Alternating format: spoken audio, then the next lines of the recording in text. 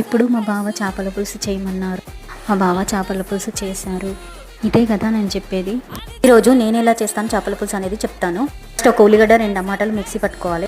గిన్నె పెట్టుకొని అందులో ఆయిల్ పోసుకోవాలి. కొంచెం ఎక్కువనే వేసుకోవాలి. పులుసులోకి కదా మనం ముందుగా పట్టుకున్న పేస్ట్ అయితే అందులో వేయాలి. కొంచెం అల్లం వెల్లుల్లి పేస్ట్ కూడా వేయాలి. అది ఫ్రై అయిన తర్వాత పసుపు, కారం, ఉప్పు వేసి అది ఫ్రై అవ్వనివ్వాలి. అవి కూడా ఫ్రై అయిన తర్వాత చింతపండు రసం పోసుకోవాలి. ఆ పులుసు మనకి ఎంత కావాలో అంత చింతపండు రసం అయితే పోసుకోవాలి.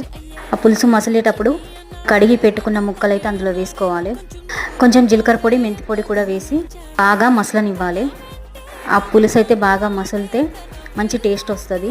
కారం, ఉప్పు కరెక్ట్గా ఉండాలి. చేపల పులుసులోకి కారం, ఉప్పునే టేస్ట్ అనేది వస్తుంది. సో బాగా మసిలిన తర్వాత లాస్ట్కి అయితే కొంచెం కొత్తిమీర వేసుకోవాలి.